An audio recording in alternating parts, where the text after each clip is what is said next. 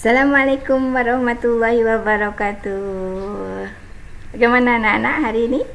Tetap sehat ya? Oke, tetap berusaha sehat dan tetap bahagia, ceria, semangat ya. Pagi-pagi sebelum subuh mandi jadi tetap sehat, tetap segar. Oke. Baiklah anak-anakku. Setelah belajar tentang usaha dan pesawat sederhana pertemuan yang pertama, kita lanjutkan pada pertemuan yang kedua. Kita masih membahas tentang usaha dan pesawat sederhana dalam kehidupan sehari-hari. Ya.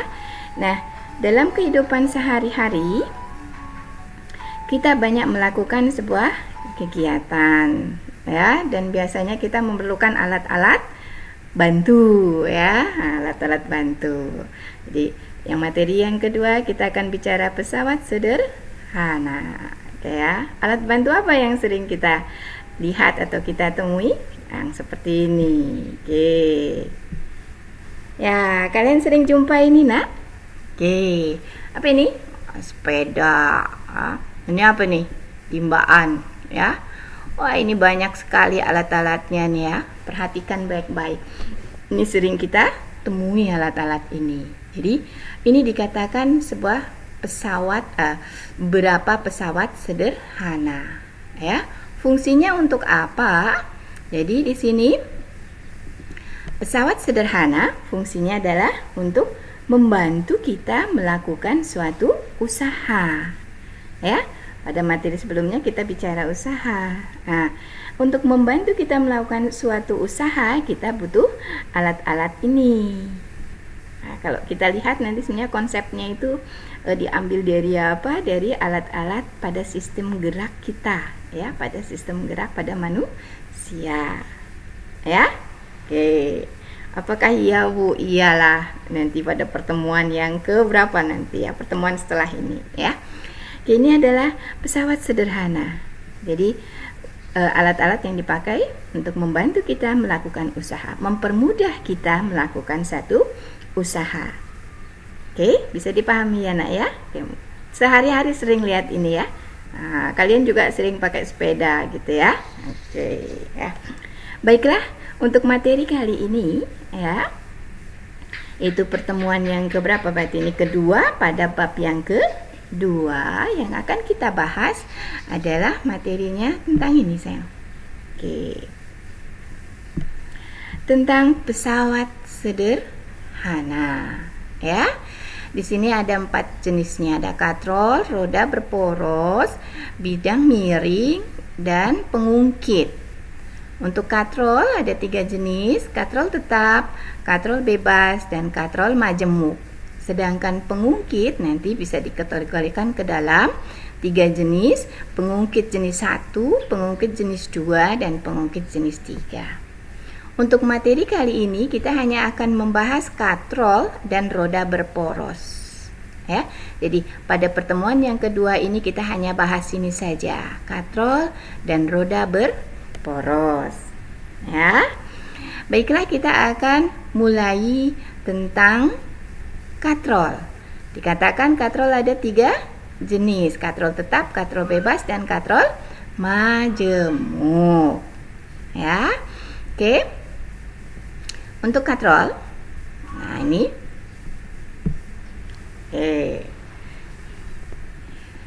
sering dilihat ya. Nah, apa ini? Timbaan, sumur, ya, untuk mengambil air dari bawah ditarik ke atas. Kalau tanpa ini kalian menarik, tentunya akan berlawanan dengan gaya gravitasi, sehingga tentunya akan membutuhkan energi lebih besar, ya. Nah, namun dengan bantuan katrol, nah, apa yang terjadi? Yang tadinya gaya tarik ke atas nih, nah, dirubah menjadi gaya tarik ke bawah, Jadi yang ini berlawanan dengan gravitasi, yang ini searah dengan gravitasi. Jadi lebih ringan yang mana? Tentunya akan lebih ringan dari katrol dibandingkan kita mengangkat langsung.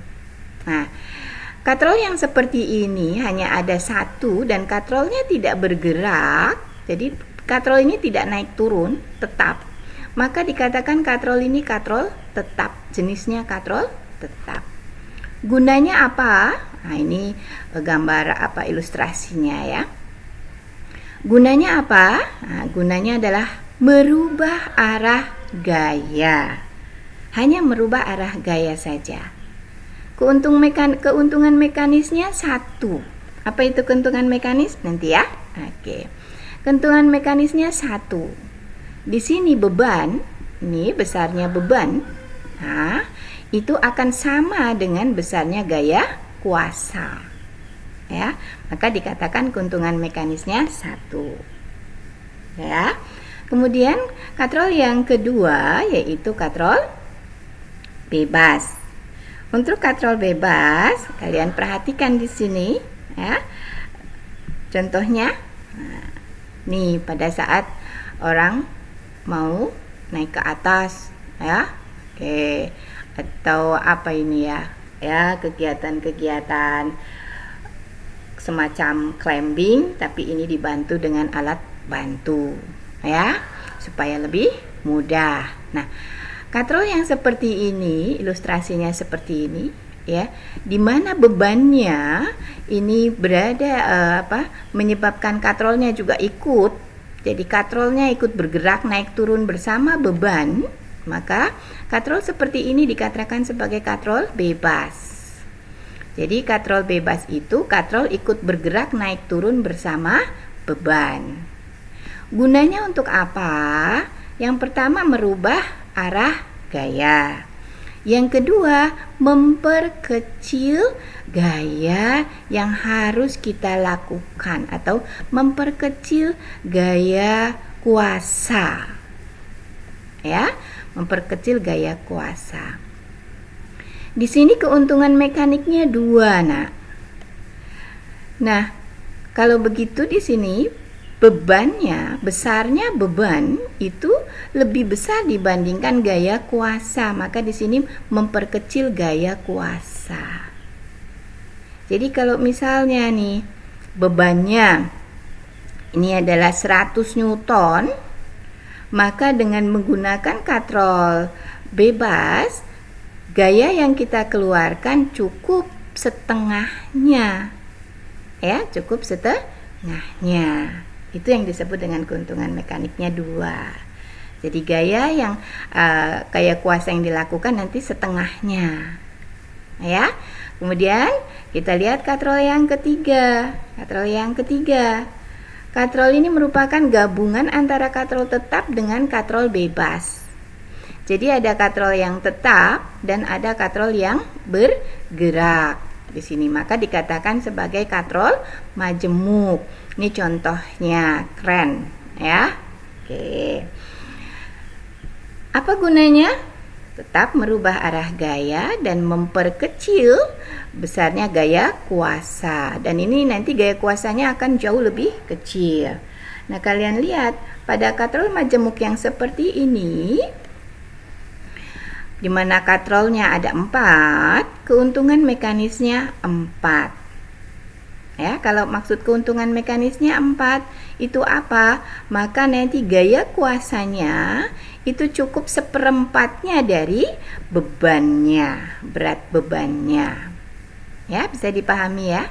Nah, kalau semakin banyak kita memakai katrol, maka kalau katrolnya 6, ya berarti 6 kali keuntungan mekaniknya. Katrolnya 8, berarti 8 kali keuntungan mekaniknya. Oke ya, seperti itu. Bisa dipahami ya, mudah ya. Oke, baiklah. Jadi tadi bilang keuntungan mekanik. Nah, apa itu keuntungan mekanik? Oke, jadi keuntungan mekanik apa sih, Bu? Oke, keuntungan mekanik. Inilah keuntungan mekanik. Definisinya, keuntungan mekanik adalah bilangan yang menunjukkan berapa kali pesawat sederhana dapat menggandakan gaya. Ya. Bagaimana cara menghitungnya? keuntungan mekanik dari sebuah katrol atau sebuah pesawat sederhana itu merupakan perbandingan antara gaya dari beban atau besarnya beban dibagi dengan gaya kuasanya. Itulah keuntungan mekanik. Ya. Oke. Mudah ya, Nak ya. Jadi keuntungan mekanik adalah perbandingan antara gaya dari beban dibagi dengan gaya dari kuasa. Ya. Kalau keuntungan mekaniknya lebih besar, berarti di sini gaya kuasanya tentunya akan lebih kecil. Ya. Oke, jadi lebih mempermudah, sangat mempermudah. Ya. Baiklah, kita coba ringkas sedikit. Ya, mengenai tadi apa? Katrol. Ya, kita ulang sedikit ya mengenai katrol. Yang pertama tadi adalah katrol tetap. Katrolnya tidak bergerak. Keuntungan mekanisnya adalah 1. Ya, jadi besarnya gaya ke atas, besarnya beban akan sama dengan besarnya gaya kuasa. Ya. Kemudian yang kedua mengenai katrol bebas. Katrolnya ikut bergerak. Yang dirubah apa, keuntungannya apa, gunanya apa? Selain merubah arah gaya, memperkecil gaya kuasa. Jadi kalau keuntungan mekaniknya 2, keuntungannya mekaniknya 2, berarti gaya kuasanya hanya setengah dari beban. Oke. Kemudian ada katrol majemuk. Ya. Jadi ini gabungan antara katrol tetap dengan katrol bebas. Gunanya sama, merubah arah gaya dan juga memperkecil gaya. Ya. Oke, keuntungan mekaniknya apa? Keuntungan mekaniknya adalah 4, ya. Jadi kalau gaya kuasanya hanya 1/4 dari beban. Bisa ya? Jadi ada katrol tetap, katrol bebas, katrol majemuk. Kita lanjutkan ke materi selanjutnya mengenai roda berporos. Untuk roda berporos, ini contohnya. Wah, dari mana ini? Ini di sepeda motor ya, ini gear. Nah, gunanya apa? Pusat pengatur gerak roda. Jadi kan ada rodanya ya kalau sepeda gitu ya. Oke, kemudian ini contohnya lagi nih. Ini juga roda berporos. Ya. Nah, selain mengatur gerak roda, juga di sini akan mempercepat gaya. Juga melipat gandakan perpindahan. Jadi, perpindahannya itu akan semakin jauh bila kita menggunakan roda berporos. Seakan kita mengayuh atau melakukan satu usahanya saat memberikan gaya kecil, seakan-akan kecil, tapi ternyata kita melakukan usaha yang lebih besar. Inilah fungsi dari roda berporos. Bagaimana menghitung keuntungan mekaniknya? Keuntungan mekaniknya adalah perbandingan antara jari-jari roda yang dihubungkan dengan kuasa, ya, dengan dibagi jari-jari roda yang dihubungkan dengan beban. Ya. Jadi ini R kecil simbolnya, ini R besar. Ya.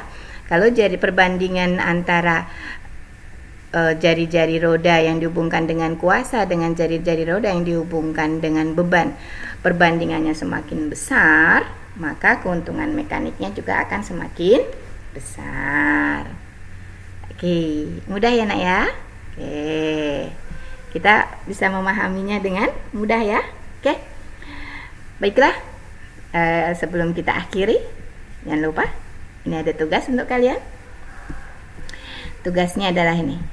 Oke, selesaikanlah. Perhatikan gambar di samping. Ini gambarnya. Oke, berapakah besarnya gaya kuasa yang bekerja pada katrol tersebut bila beban yang ditarik sebesar 500 Newton? Jika ini 500 Newton, berapa gaya kuasanya? Kemudian yang kedua, Tugasnya ada 2. Ini gambarnya, perhatikan. Di sini gaya yang diberikan adalah 8 Newton. Berapa berat beban yang ditarik oleh katrol tersebut? Ininya berapa? Oke? Nah, kerjakan ya sayang ya. Nanti dikirim ke ibu langsung ya, lewat WA saja ya. Baiklah anak-anak, untuk pertemuan kali ini kita akhiri sampai di sini ya. Kita berjumpa lagi pada materi pesawat sederhana, masih pesawat sederhana, tetapi mengenai jenis pesawat sederhana bidang miring dan pengungkit. Ya, kira-kira yang seperti apa nih? Oke, pengungkit jungkat-jungkit gitu ya, gunting-gunting juga pengungkit ya. Oke, baiklah sampai di sini saja anak-anak. Assalamualaikum warahmatullahi wabarakatuh. Sampai ketemu minggu depan pada pertemuan berikutnya. Tetap sehat, tetap semangat. Allahu Akbar. Kita selalu berzikir. Kemudian kita juga selalu berpikir, dengan zikir pikiran kita menjadi jernih. Makanya kita menjadi berprestasi. Allahu Akbar. Assalamualaikum warahmatullahi wabarakatuh.